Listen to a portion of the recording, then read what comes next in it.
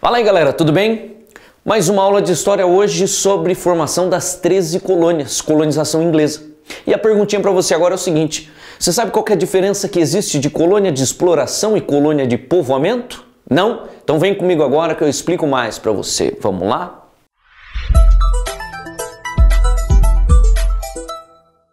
Muito bem, galera.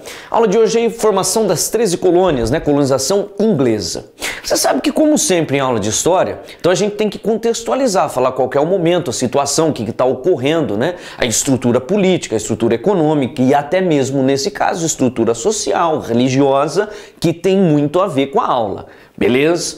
No caso aqui, o nosso contexto vai girar em torno do seguinte: nunca podemos esquecer, você vai falar de formação colonial. Tá?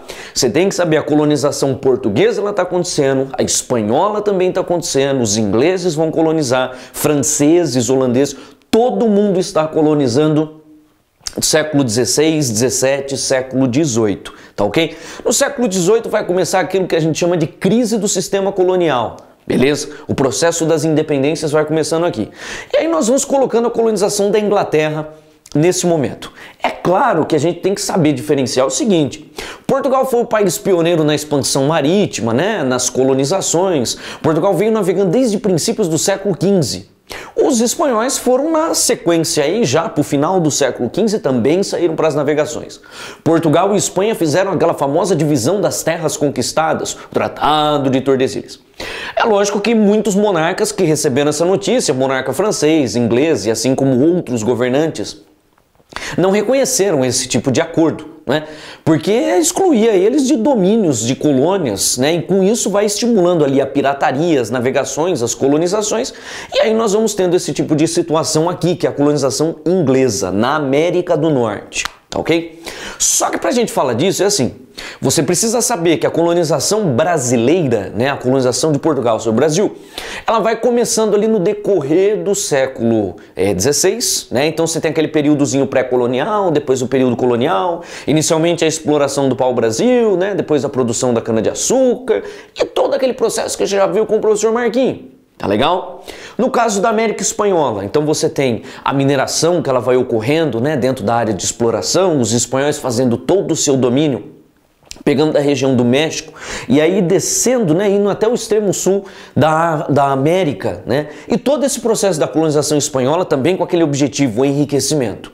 No caso da América do Norte, ela acabou tendo assim uma relação um pouquinho diferente. Por conta de quê? Em condições geográficas, você dando uma olhadinha num mapa, então você vai perceber o seguinte, que a América do Norte e a Europa, elas estão numa posição praticamente de igual para igual. Então as relações climáticas, elas são muito parecidas. Então quando colonos foram chegando, por exemplo, os espanhóis chegaram a dar uma passada pelo território norte-americano e eles não encontram ouro, prata ali, algo que seria tão atrativo, no caso da costa do Atlântico, na costa leste dos Estados Unidos hoje. E aí você tem um certo desinteresse sobre a região. Os holandeses chegam a tentar formar uma coloniazinha, um povoado, na região mais ali ao norte da costa leste dos Estados Unidos. Tá beleza? Mas aí nós vamos tendo o seguinte: lá na Inglaterra, enquanto você tem toda essa colonização portuguesa, colonização espanhola, percorrendo os anos de 1500, 1510, 20, 30 e a história por aí vai, nós vamos tendo o seguinte: o absolutismo inglês, ele vai se formando em torno da dinastia Tudor, inicialmente. O grande destaque para reis absolutistas Tudor nesse momento é o rei Henrique VIII, aquele da reforma protestante, a reforma anglicana, e a rainha Elizabeth I, tá? Ela também aqui é a rainha Tudor, a rainha ali absolutista, aquela que governou a Inglaterra, por um longo tempo, percorrendo ali o final do século XVI, e que esse destaque dela vai enquadrando aqui na formação colonial. E aí nós vamos ter a dinastia Stuart. A rainha Elizabeth, quando ela entra, então ela vai tentar estimular essa colonização. Só que essa tentativa dela não vai dar muito certo, não vai ser uma colônia que vai ter uma relação tão próspera, uma relação tão ativa. E nisso, a Inglaterra, a única coisa é que ela já está entrando para esse cenário colonizador, expansor. Então a burguesia está muito ansiosa na Inglaterra por esse tipo de relação mercantil, dominadora, explorar colônias para o enriquecimento. Só que essa burguesia ela está enriquecendo dentro de uma nação que é protestante. E o protestantismo na Inglaterra, ele foi criando aquelas vertentes, aquelas ramificações. Dentro da Europa, você já sabe que percorrendo o século XVI, tinha lá o luteranismo, o calvinismo e o anglicanismo. Só que essas religiões, elas vão formando outras, como por exemplo os presbiterianos. Você vai tendo uma outra corrente religiosa que vão sendo os puritanos. O puritanismo, ele é o calvinismo dentro da Inglaterra.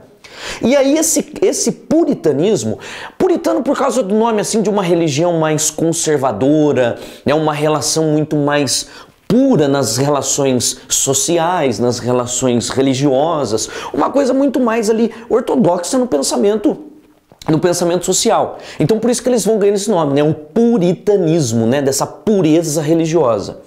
E em meio a tudo isso, nós temos a transição da dinastia Tudor para a dinastia Stuart. Lá naquela aula que depois você acompanha, de revoluções inglesas, então a gente trabalha isso aqui, tá ok?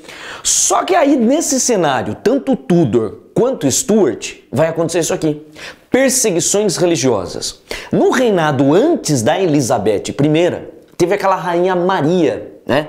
A Maria Tudor, que ela vai ganhar aquele nome da Maria Sangrenta, Maria Sanguinária, em que ela fez ali a tentativa dela de retomar o catolicismo e fazer algumas perseguições religiosas. Ela não fica tanto tempo, mas isso já foi provocando a fuga de alguns colonos.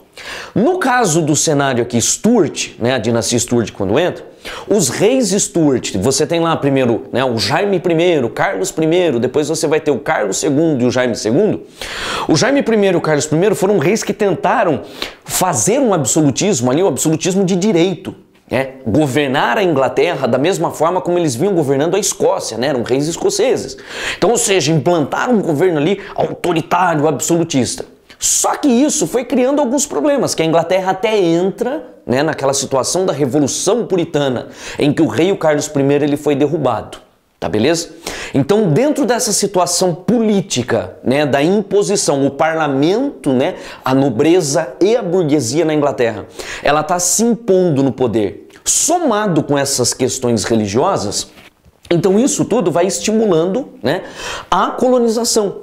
Dentro desse pensamento de uma economia mercantilista, as regiões mais prósperas, mais ricas, eram aquelas que tinham contatos coloniais, contatos comerciais.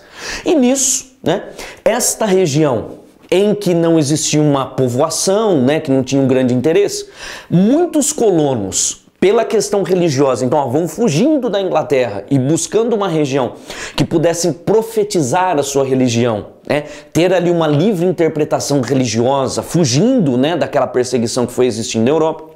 Numa questão econômica, mercantilista, a burguesia dentro da Inglaterra, em meio a essas questões políticas aqui dos Stuart, né, em que eles tentam um absolutismo e o parlamento vai se impondo, aí você tem também a burguesia estimulando, né, temos que colonizar, trazer riquezas para a Inglaterra. E aí você vai tendo a formação das 13 colônias. Tranquilo, né? Aí você vai dar uma olhadinha no mapa, ó, dá uma olhadinha no mapinha das 13 colônias. Apareceu aí para você. E aí? Viu? Dá uma pausadinha lá e você vê o mapa. Esse mapa, repara que é o seguinte, você vai dividir essas 13 colônias em região do norte, centro e sul. A região sul das 13 colônias, que é a maior parte, a gente vai chamar de colonização de exploração. Por que colônia de exploração? Ela vai se enquadrar no mesmo modelo que a gente tem o regime colonial que foi no Brasil ou então na América Espanhola, né? Que é o regime colonial de enriquecimento da metrópole. Esse tipo de colônia ele vai servir para suprir os interesses da metrópole, dentro daquela relação que a gente chama de um pacto colonial. Fácil, não é? Maravilha. Essa região aqui, essa colonização ao sul, então ela está acontecendo ali, andamento, né, do século XVII já. Então por volta aí dos anos de 1620, 30, 40, né, esse período aí, então as colônias elas estão se formando. Neste modelo aqui, ó. O regime de produção, por exemplo, dentro do Brasil, foi a produção tropical ali da cana-de-açúcar. O Brasil tinha as condições favoráveis para a produção açucareira, produto de grande interesse dentro da Europa. Então aí você tem essa ascensão aqui no Brasil. Na América do Norte, né, na colonização do Sul, né, as colônias de exploração, O principal produto vai ser o algodão, que era de interesse da Inglaterra lá na produção manufatureira inglesa e que vai ter uma relação lá com a Revolução Industrial, né? O principal produto da primeira Revolução Industrial é o tecido. Matéria-prima tá aqui, ó. Tinha condição favorável de se produzir ali na América do Norte, nas 13 colônias. Facinho. E também o tabaco. Esse produto aqui, ele vai ser muito usado em moeda de troca para fazer o comércio com os escravos. E aí nós falamos o seguinte, ó.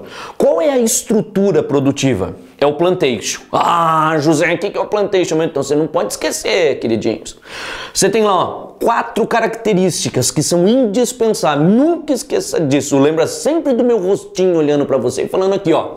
Latifúndio, grande propriedade. Monocultura, tá? Produção exclusiva ali, o algodão em gigantesca quantidade. Trabalho escravo, tá beleza? Pô, Zé, mas nos Estados Unidos, né, lá nas 13 colônias, na América do Norte, não tinha indígena? Tinha. O português aqui no Brasil não usou o trabalho escravo do índio? Usou. O espanhol também não fez uso do trabalho indígena? Fez. E lá na região norte, o que aconteceu? O índio ele vai sendo desprezado, né? A relação do colono com o indígena, ela é uma relação à parte. O colono na América do Norte ele vai fazer um uso imenso de trabalho do escravo negro, tá ok? E aí nessa relação você tem aqui, ó, latifúndio, monocultura, trabalho escravo, tá? Negro e a produção para a exportação. No mesmo cenário, no mesmo modelo que você tem em Brasil e América Espanhola. Tranquilo, facinho, né? Maravilha. Essa relação aqui vai cumprindo aquela situação de um pacto colonial, a Inglaterra criando ali as suas relações comerciais, suas companhias de comércio e fazendo as suas exigências sobre a metrópole. Beleza. A administração ligada à metrópole. Então a metrópole escolhia ali os administradores, os governadores das colônias na região ao sul. Facinho. Só que nesse mesmo momento em que você vai tendo essas colônias, aquelas fugas de protestantes, tá? Desde o final do século XVI, percorrendo o século XVII, fuga de puritanos, tá? Dentro do cenário, lá quando você estuda a Revolução Puritana, dentro da história da Inglaterra. Essa relação, ela vai gerando a formação de colônias de povoamento. Colônia de povoamento, você vai pegando lá um mapinha que você já viu, região norte e centro, é uma região menor. Essa região norte e centro ela vai tendo uma caracterização diferente. Ó. Por que é uma colônia de povoamento? Pois é, o povo aqui na colônia do sul, não foi para povoar também? Foi. Só que aqui tem uma relação diferente, por isso que ela vai ganhando esse nome, a colônia de povoamento. Vai tendo um trabalho familiar. Ah, então quer dizer que não teve escravo? Teve, mas muito menos. Porque esse povo está se formando aqui, essa colonização está se formando para uma autogovernança, um autoabastecimento, uma relação entre os próprios colonos que estão vivendo ali. Então não é uma relação para abastecer a metrópole, tá? Por isso que ela vai ganhando esse nome de colônia de povoamento. Existia a relação em uma produção de pequena, média propriedade. Existe uma produção manufatureira para um abastecimento interno, um comércio local, tá ok? Essa relação, então desenvolvendo ali uma pesca, caça de baleia, tá? Essa relação aqui, a construção de embarcações, né? Inclusive as embarcações aqui sendo vendidas para a metrópole. Então você tem esse comércio que é de uma forma diferente. Não é dessa forma aqui em que a metrópole ela está explorando a região. O colono aqui ele está se desenvolvendo, ele está criando uma relação e que inclusive, né, ele tem um comércio livre com a metrópole e com outras regiões coloniais. Como exemplo, comércio triangular. Que isso? Fácil, tá? Eu fiz um esqueminha aqui, mas vai aparecer um mapinha para você. Presta atenção comigo. Nas colônias ali no norte, centro, colônia de povoamento, os caras produziam uma bebidinha alcoólica, rum, ok? Bebida de pirata, tá? Aí o rum, ele precisa do melaço da cana, que ele vinha da América Central, de Antilhas na América Central. Aí vem o melaço da cana, os caras produziam rum, comprou, né? O melaço da cana lá das Antilhas, produziam rum. Esse rum, ele era levado para a África e eles faziam a troca com os escravos, tá ok? Aí esse escravo, ele era trazido para as Antilhas e ele era vendido. É lógico que o preço do escravo comercializado aqui em relação ao preço do melaço da cana, o escravo era muito superior. Então isso aqui está gerando uma relação extremamente lucrativa. E olha só, esta relação aqui, o que demonstra? Não está existindo um pacto colonial. Isso é o que nós vamos entendendo, vamos interpretando por chamar essa região colonial de colônia de povoamento. Não tem aquela relação intrínseca com a metrópole. Fácil. Aí dá uma olhadinha aqui. Os colonos que vão se formando ali, como por exemplo, os colonos que foram para a América do Norte, né, fugiram lá, as pessoas que estavam naquele momento em meio a perseguições religiosas. Existiu um navio, né, o famoso Mayflower, em que os colonos fizeram um acordo, né, um pacto que ficou conhecido como o Pacto de Mayflower, em que estes colonos passam a estabelecer a relação de escolherem os seus próprios governantes. Então olha o que está acontecendo numa região colonial. Os colonos escolhem o seu próprio governo. E isso nós falamos aqui que é uma relação de autogoverno. Quem é que escolhe o governo da região sul? É a metrópole. Quem é que escolhe o governo aqui nas colônias norte, centro, povoamento? É a própria colônia. E assim nós temos a formação das 13 colônias. Norte e centro, povoamento. Sul, exploração. Percorrendo esse período até chegar no século XVIII, em que existe o processo da independência dos Estados Unidos. A primeira independência a acontecer dentro da América. Facinho? Beijo, até a próxima. Tchau!